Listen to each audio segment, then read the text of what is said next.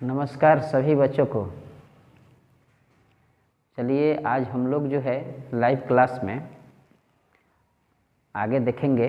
पिछले क्लास में जब आप लोग क्लास में आए थे तो हम आप लोगों को जो है क्रिटिकल एंगल के बारे में पढ़ाए थे। क्रांति कोण के बारे में हम लोग पढ़े थे, उससे संबंधित कुछ क्वेश्चन भी देखे थे। अब उसके आगे जो है आप लोग हेडिंग बना लीजिए कि पार्श्विक विस्थापन को समझाएं। What do you mean by lateral displacement. पार्श्विक विस्थापन को समझाएं और इसका सूत्र प्राप्त करें। पहले आप लोग इसको समझिए, इसके बाद में जो है हम लोग चर्चा करेंगे।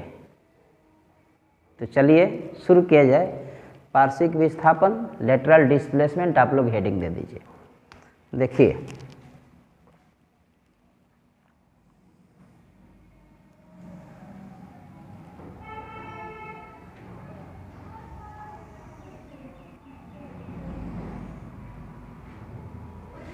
यह हो गया आपका रेक्टेंगुलर ग्लास हो गया, आयताकार जो है कांच का प्लेट हो गया। जब कोई लाइट रे इस पर इंसिडेंट होगा, ए से बी इंसिडेंट हुआ तो बी से सी की ओर जो है यह रिफ्रैक्ट हो गया, अपवर्तित हो गया, यह सी हो गया, और सी से डी की ओर यह निर्गत हो गया। फिर इस रेक्टेंगुलर प्लेट का जो है आप मोटाई मान लीजिए कि टी है।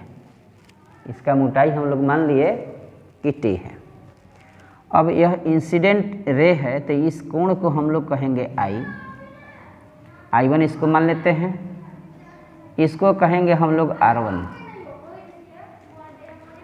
और इसे हम लोग कहेंगे I2 और इसको हम लोग कहेंगे R2। इधर का रिफ्रैक्टिव इंडेक्स हो गया मान लीजिए कि μ1, इधर का हो गया आपका μ2। फिर इधर जब हम लोग एयर में आएंगे तो इसका रिफ्रैक्टिव इंडेक्स हम लोग मान लेंगे μ1। ओके। अब इस इंसिडेंट रे को जब आगे आप बढ़ाइएगा डॉटेड लाइन से, यह मान लीजिए कि कांच का प्लेट था, इसको जब आगे हम लोग बढ़ाएंगे तब आप देखिए थोड़ा सा कि इस निर्गत रे और इस इंसिडेंट रे के बीच का जो डिस्टेंस है d, इसको हम लोग कहते हैं पार्श्विक विस्थापन। अब थोड़ा सा समझ लीजिए, तब आप लोग लिखिएगा। मान लीजिए कि यह पॉइंट हो गया आपका M।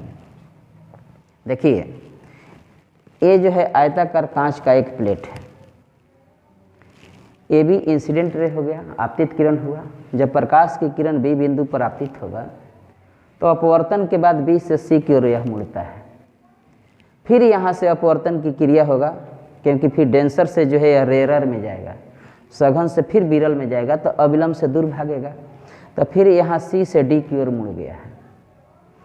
यह आपतित किरण है तो अविलंब से जो कोण बनाएगा उसको I1 कहेंगे, इसको R1 कहेंगे, फिर इसको I1 कहेंगे और इसको कहेंगे R2 हम लोग कहेंगे। इधर का अपवर्तनांक इधर का अपवर्तनांक समान होगा क्योंकि दोनों तरफ एयर है। बीच में शीशा जब हो गया तो इसका अपवर्तनांक हम लोग मान लेंगे μ2। अब हम क्या कहें कि इस आपतित किरण को आगे बढ़ाने पर और निर्गत किरण, इन दोनों के बीच का जो डिस्टेंस है, इस बीच के डिस्टेंस को हम लोग कहते हैं पार्श्विक विस्थापन। यह परपेंडिकुलर डिस्टेंस हो गया, यानी कि यहाँ से यहाँ तक का डिस्टेंस नहीं नाप लेंगे, दोनों के बीच का न्यूनतम दूरी हो गया। आपतित किरण और निर्गत किरण के बीच के दूरी को हम लोग कहते हैं पार्श्विक विस्थापन। तो पहले इसका परिभाषा हम लोग लिख लेते हैं, तब आप लोग डायग्राम दीजिएगा। आपतित किरण, आपतित किरण और निर्गत किरण, आपतित किरण और निर्गत किरण के बीच की लंबवत दूरी बीच की लंबवत दूरी पार्श्विक विस्थापन कहलाती है।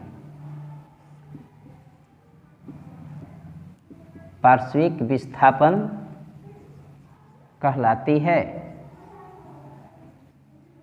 ऐसे आप इंग्लिश में भी इसका डेफिनेशन आप लोग लिख सकते हैं कि the distance between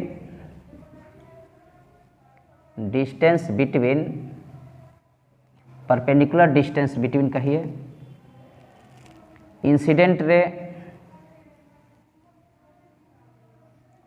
and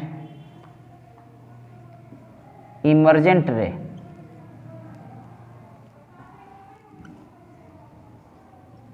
is known as lateral displacement। lateral displacement फिर से गौर कीजिए क्या कहें। आपतित किरण हो गया, आगे बढ़ाएं। इस किरण को निर्गत किरण कहते हैं। इन दोनों के बीच का परपेंडिकुलर जो डिस्टेंस हुआ, इस डिस्टेंस को हम लोग कहते हैं लेटरल डिस्प्लेसमेंट कहते हैं। ओके, डिफिनीशन दे करके और डायग्राम आप लोग दे लीजिए।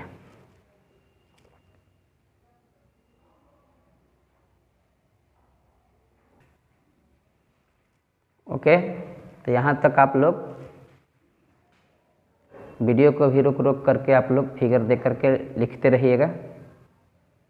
समझिए फिर से थोड़ा।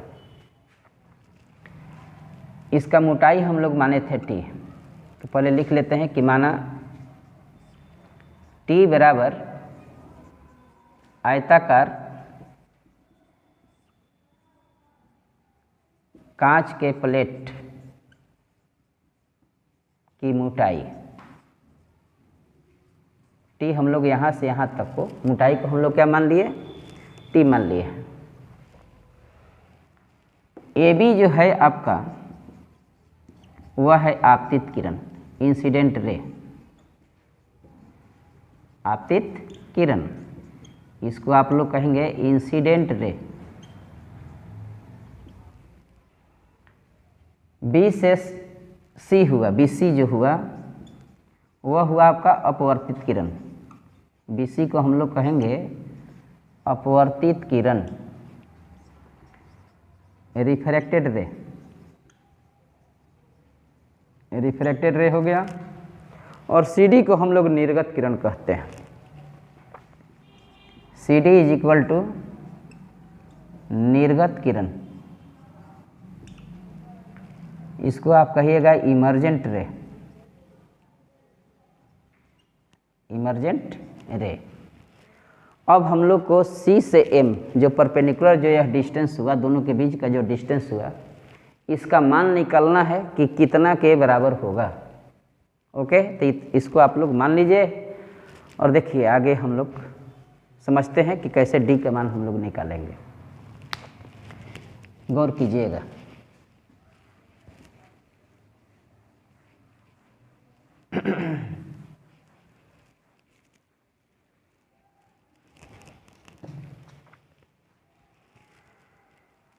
पहले इस ट्रायंगल में बात कीजिए। इस बिंदु का आप लोग P मान लीजिए।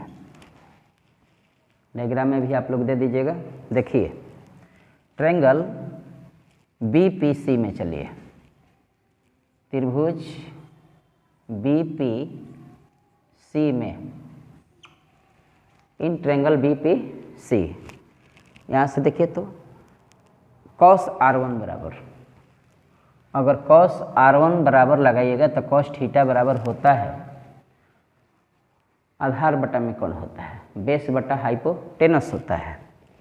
तो यहाँ से देखिएगा तो यह आधार हो गया और यह आपका हाइपोटेनस हो गया BC। तो हम लोग लिखेंगे कि BP बटा में BC, BP बटा में BC हो गया। तो cos R1 बराबर देखिए तो BP का मान जो है, यह थिकनेस जो था यहाँ से यहाँ तक की मोटाई जो हम लोग T माने थे, तो BP का मान हो गया आपका T। तो उसके जगह पर आप रख दीजिए T, बटा में हो गया आपका BC। यहाँ से आप BC का मान निकाल लिए कि cos T बटा में हो गया cos आपका R1। BC का मान निकल गया।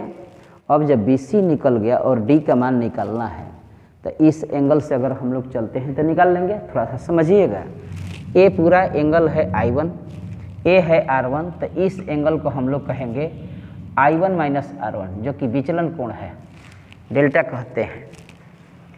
इसको हम लोग विचलन कोण कहते हैं।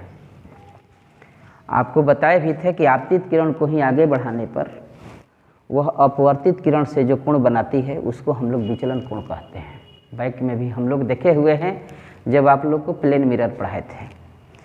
तो इस I1 में से इस R1 को घटाइएगा तो यही आपका विचलन हुआ किरण का। इसको हम लोग एंगल ऑफ डेविएशन मतलब विचलन कोण कहेंगे, जो कि I1 माइनस R1 के क्या है, बराबर है। अब इस एंगल से चलिए, आपको BC का मान मालूम है, D का मान निकालना है, तो साइन थीटा लगा दीजिए कि लंब बटा में कोण हो जाएगा, आपका मान निकल जाएगा। देखिए कि त्रिभुज BCM में, BMC में साइन डेल्टा बराबर साइन थीटा बराबर होता है परपेंडिकुलर बटा में हाइपोटेनस, लंब बटा में कोण होता है। तो परपेंडिकुलर हो गया आपका CM, जब यह लंब है तो यह आपका आधार हो गया, तो यह आपका कोण हो गया BC, और BC का मान हम लोग निकाल दिए हैं, तो यह लंब बटा में कोण हो गया आपका BC। तो देखिए, तो CM बराबर हम लोग लिख सकते थे कि BC साइन डेल्टा, और BC का मान आप रख दीजिए, निकाल दिए हैं कि T बटा में cos R1।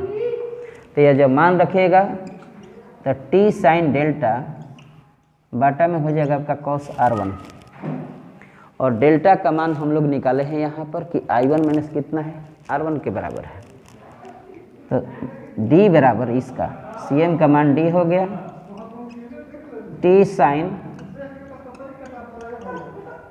I1 minus R1 बटा में cos R1 हो जाएगा। समझ में आ गया होगा। फिर से एक बार हम लोग समझ लेते हैं इसको। देखिए, यह हो गया रेक्टेंगुलर कांच का प्लेट हो गया। अब रेक्टेंगुलर कांच के प्लेट में जब कोई लाइट रे इंसिडेंट होता है तो ऐसे अपवर्तित होगा, ऐसे निर्गत होगा। तो निर्गत किरण और आपतित किरण के बीच का परपेंडिकुलर डिस्टेंस जो होता है वह आपका लेटरल डिस्प्लेसमेंट कहलाता है। और इसी लेटरल डिस्प्लेसमेंट का सूत्र हम लोग यहाँ ज्ञात करने चले हैं, जिसमें कि AB आपका आपतित किरण है, BC अपवर्तित किरण है, और CD जो है आपका निर्गत किरण है। आपको इसका मान निकालना है। तो इस ट्रायंगल में आप कोई एक साइड का पहले मान निकाल लीजिए, और तब इस ट्रायंगल में आप साइन थीटा का मान निकालिएगा तो यह लंब बटा में यह कोण हो जाता है। तो लंब बटा में जब कोण कहते तो हमको BC का मान ज्ञात रहता, तभी ना डेल्टा निकलता है। साइन डेल्टा के सूत्र से लगाते तो आपको D का मान निकल सकता था। तो इसके लिए हम लोग क्या किए हैं कि पहले इस ट्रायंगल में चल करके हम लोग BC का मान निकाले हैं, क्योंकि इसका थिकनेस आपको मालूम था T। तो यहाँ से यहाँ तक का मोटाई T मालूम है, और यह कोण निकालना था। आधार और कोण का रिलेशन आपको cos R1 दे दिया कि T बटा में BC के बराबर हो गया, और BC यहाँ से निकल गया कि T बटा में cos R1 हो गया। जब BC निकल गया तब इस ट्रायंगल में साइन डेल्टा का मान रख के कि CM बटा में BC हो जाएगा, तो CM का मान आपको इतना कैलकुलेट हो जाएगा। ओके, तब आप D का मान इतना निकाल सकते हैं। यही लेटरल डिस्प्लेसमेंट का सूत्र है, यही लेटरल डिस्प्लेसमेंट का व्यंजक है, डिस्प्लेसमेंट का व्यंजक है। ओके, तो यहाँ तक सभी बच्चे जो है आप लोग उतार लीजिए, लिख लीजिए।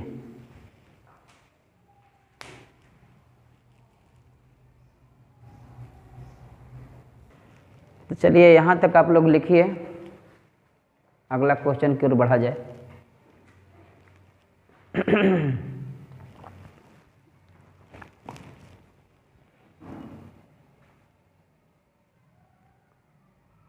ओके,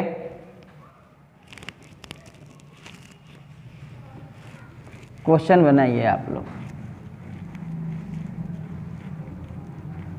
वास्तविक गहराई तथा आभासी गहराई में संबंध स्थापित करें।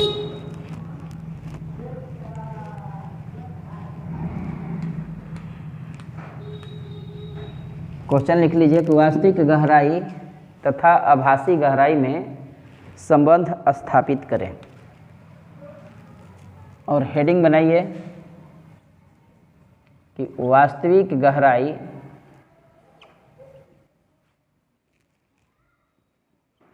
तथा आभासी गहराई, इसको आप लोग कहिएगा कि real depth and apparent depth.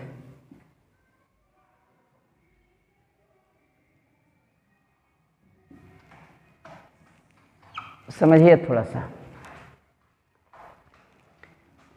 मान लीजिए कि यहाँ झील के अंदर पानी भरा हुआ है, यह पानी हो गया आपका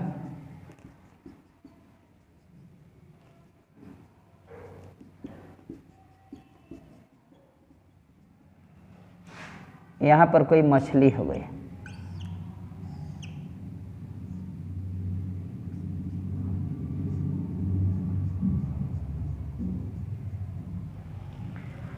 अब यदि यहाँ से कोई लाइट रे अगर यहाँ से यहाँ आता है, मान लीजिए कि ए से पी जो है मछली की वास्तविक गहराई है, यह गहराई जो है आपका एच है, तो कोई लाइट रे अगर इंसिडेंट होता है यहाँ से यहाँ, तो सघन से जाएगा ये इधर विरल में, तो अविलंब से दूर भागेगा, तो दूर भागेगा तो इधर आएगा रे।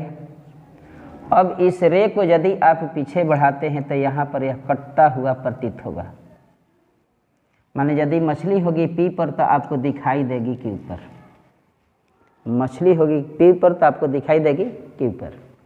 यह इंसिडेंट रे है, नॉर्मल से जो कोण बनाएगा उसको हम लोग एंगल कहेंगे आई। अब यह आई है तो इसको भी हम लोग आई कहेंगे, क्योंकि एकांतर कोण समान होता है। इस एंगल को आप कहते हैं आर। जब यह आर होगा तो यह भी एंगल आपका आर हुआ। मछली है पी पर, दिखाई दे रही है कि ऊपर, तो इसको हम लोग आभासी गहराई कहेंगे, जिसको कि मान लीजिए कि एच मान लीजिए। ओके, तो हम लोग मान लेते हैं कि एच बराबर है आपका आभासी गहराई, अपरेंट डेप्थ है, और कैपिटल एच जो है वो आपका वास्तविक गहराई है, रियल डेप्थ है। इधर का रिफ्रैक्टिव इंडेक्स μ1 है, इधर का रिफ्रैक्टिव इंडेक्स μ2 है, और μ1 बड़ा है आपका किससे, μ2 से, क्योंकि यह डेंसर हो गया, यह रेयर मीडियम हो गया। अब बात देखिए, अब समझिएगा थोड़ा सा कि जब आई और आर बहुत छोटा हो तो आई लगभग इक्वल टू साइन आई भी कह सकते हैं, इसी को हम लोग टेन आई भी लिख सकते हैं। और टेन थीटा बराबर यदि आप निकालते हैं तो टेन थीटा बराबर होता है लंब बटा में आधार। इस आई से देखिएगा तो यह हो गया आपका लंब, इस बिंदु को हम लोग मान लेते हैं एम, तो हम लोग कहेंगे कि एम बटा में ए पी होगा, ए एम बटा में ए पी हो गया टेन आई का मान। उसी तरह से आर को हम लोग कहेंगे लगभग इक्वल टू साइन आर, और इसको आप टेन आर भी कह सकते हैं। जब छोटा एंगल होता है ना तो साइन और टेन बराबर हो जाता है, तो टेन आर का मान यहाँ से लिखिएगा तो देखिए तो एम बटा में ए क्यू के बराबर हो जाएगा, ए एम बटा में ए क्यू हो गया आपका। दोनों मान हम लोग निकाल दिए। अब स्नेल के नियम से थोड़ा बात कीजिए। स्नेल के नियम से देखिए, स्नेल के नियम में समझाए थे आपको कि इधर का अगर रिफ्रैक्टिव इंडेक्स लेते हैं तो इधर का ही कोण आपको लेना होगा। मतलब कि μ1 लेते हैं अपवर्तनांक, तो इधर का एंगल हो गया आपका साइन आई, बराबर इधर का अपवर्तनांक μ2 है, तो इधर का आपका एंगल है आर, तो इसको हम लोग कहेंगे कि साइन आर हो गया। अब यहाँ से भाग लगा करके देख लीजिए, तो μ1 बटा में μ2 तो μ2 बटा में भी μ1 निकाल सकते हैं। μ2 बटा में μ1 इज इक्वल टू हो गया साइन आई बटा में साइन आर, साइन आई बटा में साइन आर हो गया। अब देखिए साइन आई हम लोग क्या देखे हैं कि यह tan आई के लगभग इक्वल था और इसका मान जो है am बटा में AP के बराबर है। तो साइन आई का मान यहाँ रख दिए कि am बटा में AP। साइन r जो है लगभग इक्वल टू tan r है और tan r का मान आपका है am बटा AQ। तो am बटा में जब AQ रखिएगा तो am आपका कट गया। तो μ2 बटा में μ1 का जो मान हुआ वह देखिए यह जाएगा AQ ऊपर, तो AQ बटा में हो गया आपका AP। AQ का मान देखिए स्मॉल h है जिसको हम लोग आभासी गहराई माने हैं और AP का जो मान है वह कैपिटल H है जिसको हम लोग वास्तविक गहराई माने हैं।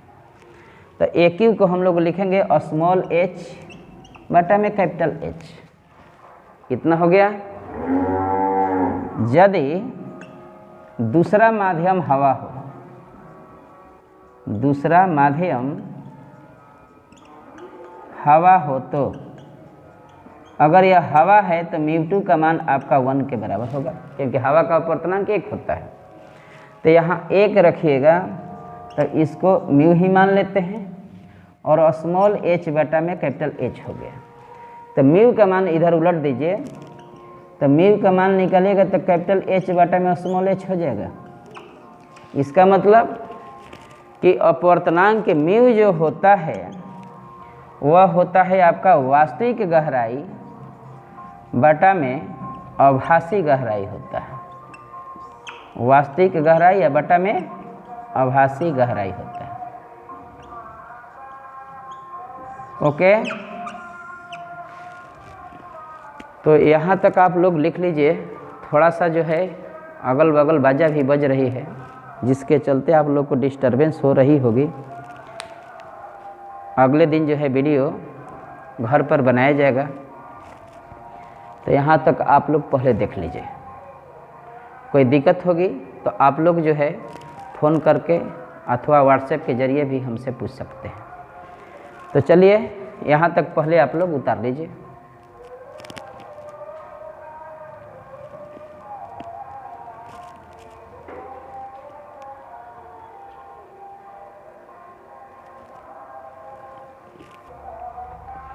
ओके, तो आप लोग यहाँ तक लिख लीजिएगा और मन लगा करके देखिए, आप लोग पढ़ते रहिए। ओके, समय समय पर मैं आप लोगों को जो है क्लास लेते रहूँगा। जैसे होगा वही उस ढंग से आप लोग को बुलाते रहेंगे, मन लगाते रहिएगा। ओके, तो चलिए आज के लिए इतना ही। वीडियो को लाइक और सब्सक्राइब करते रहिएगा। ओके।